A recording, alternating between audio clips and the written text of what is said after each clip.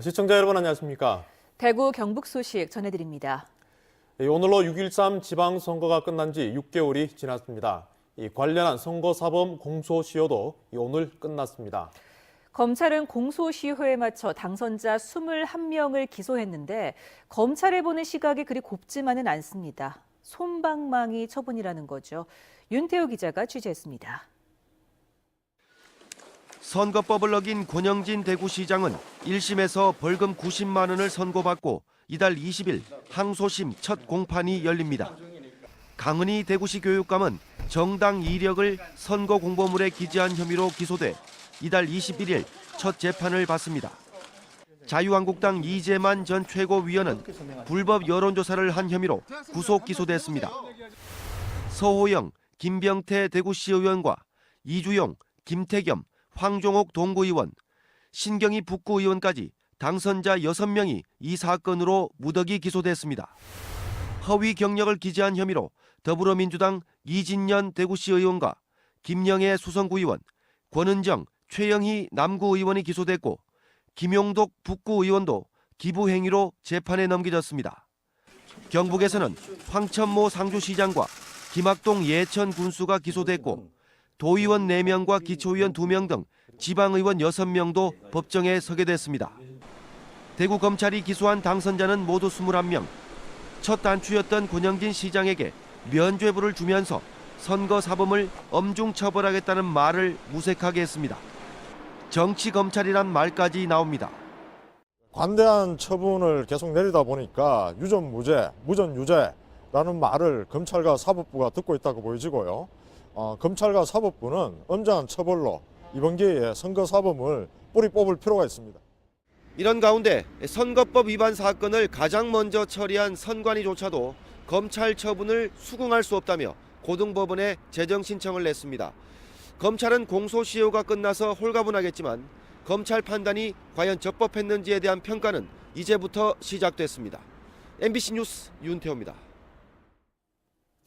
삼국유사 테마파크 속보입니다. 군위군은 이련이 삼국유사를 쪘다는 인각사가 군위에 있어 테마파크 사업을 시작했는데 이 테마파크 조성에 1,000억 원 넘게 들였지만 이 정각 삼국유사는 인쇄본 하나도 갖추지 못했습니다. 한태현 기자가 보도합니다.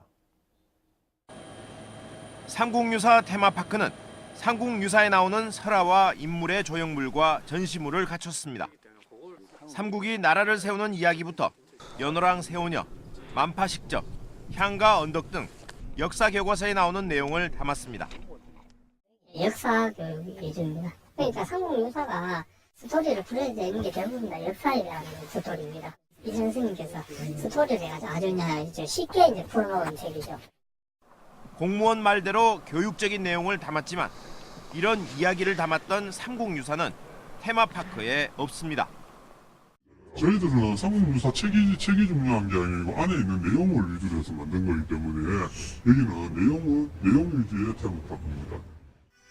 군위군이 스스로를 삼국유사의 고장이라고 내세우면서 테마파크에 삼국유사를 전시하려는 시도조차 하지 않았습니다.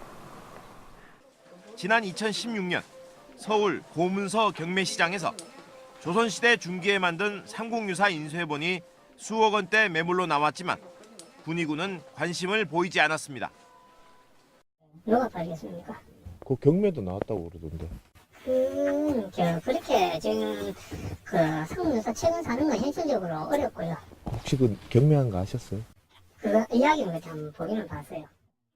핵심이 빠져 있는 그런 이제 삼국유사의 테마파크 뭐 이런 것보다는 누가 보더라도 이걸 대표할 수 있고 그리고 또 이 지역의 지역 상징물로서 문화 콘텐츠가 될 수 있는 이런 원전 자료를 확보하는 것이 그 뭐 가장 시급하고 또 그것이 가장 합당한 일이라고 생각합니다. 삼국유사 인쇄본은 국내 여러 권이고 1,000억 원 넘게 들인 테마파크를 생각하면 가격도 구하지 못할 정도는 아닙니다. 역사 교육용이라고 만든 삼국유사 테마파크가 알맹이 없이 추진되고 있다는 이야기가 끊이지 않고 있습니다. MBC 뉴스 한태현입니다. 대구시가 팔공산에 320m 길이의 구름다리를 만들려고 하는데 가장 큰 이유는 경제적 효과가 있다는 겁니다.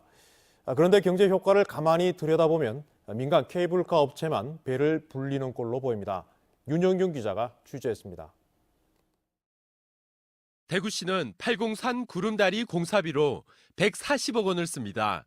세금 140억 원을 써서 생산 파급 효과 169억 원어치가 생기고 일자리도 100개 넘게 생긴다고 보고 있습니다. 다리가 다 만들어지면 관광객이 몰리면서 5년 동안 생산 파급 효과 1,670억 원에 고용 파급 효과도 4,000명이 넘을 것으로 기대하고 있습니다. 이런 장밋빛 전망이 얼마나 현실성이 있을지는 아직 불투명하지만 확실한 것은 구름다리를 이용하기 위해 타야 하는 이 케이블카 업체는 많은 혜택을 본다는 점입니다. 팔공산 케이블카는 지난해 34만 명이 이용해 매출 30억 원을 올렸습니다. 대구시는 구름다리가 완성되면 케이블카 이용객은 41만 명, 매출은 45억 원으로 훌쩍 뛰고 이후에도 매년 5% 정도씩 증가할 것으로 예상합니다. 가장 큰 혜택을 보는 케이블카 업체는 구름다리 건설 비용을 한 푼도 부담하지 않습니다. 오히려 케이블카 요금을 9,000원에서 11,000원으로 올리겠다고 벼르고 있습니다.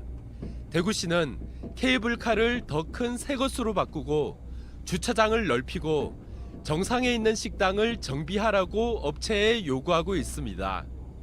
대구시가 최대 수혜자에게 부담을 지우지도 않고 그다음에 수익에 대해서 배분에 대한 어떤 그런 생각도 없이 그런 계획도 없이 그냥 일방적으로 좀 전속적으로 좀 추진한다는 어떤 그런. 대구시 예상대로 관광객이 몰린다면 주차 대란도 예고되어 있습니다. 팔공산 동아지구 대형 주차장은 예전에는 무료였지만 동아사 소유가 된 이후 몇 년 전부터 주차료를 받고 있습니다. 무료 이용을 전제로 자동차 극장을 만드는 데 동의했던 주민들은 약속이 깨졌다며 대구시가 주차 문제부터 해결할 것을 주장하고 있습니다. 구름다리가 생기고 주차장이 협조하다면 지금 뭐 굳이 산을 깎아가 주차장 만들 이유도 없고 저 11,000평을 활용하면 충분히 그 차를 대면 이제 밀릴 이유도 없다고 보고. 대구시가 불투명한 경제 효과를 부풀리면서 정작 챙겨야 할 시민들의 이익은 뒷전에 두고 졸속으로 추진한다는 비판을 받고 있습니다. MBC 뉴스 윤영균입니다. 대구 수성구 아파트 가격이 올해 두 자릿수 상승률을 기록했습니다. 한국감정원이 발표한 12월 둘째 주 아파트 가격 동향을 보면 대구 수성구는 지난주보다 0.14% 올랐습니다. 이로써 올해 누적 상승률은 10%를 기록해 지난해보다 2배 이상 높았습니다. 서울 아파트 가격은 지난달부터 꺾이기 시작해 지금까지 올해 누적 상승률 7%를 기록했습니다. 대구시가 정부, LH와 함께 넓고 좁은 서대구 산업단지에 활력을 불어넣는 사업을 시작했습니다. 양관희 기자가 보도합니다. 1976년 조성된 서대구 산업단지에는 2,400여 개 기업이 입주해 14,000여 명이 일하고 있습니다.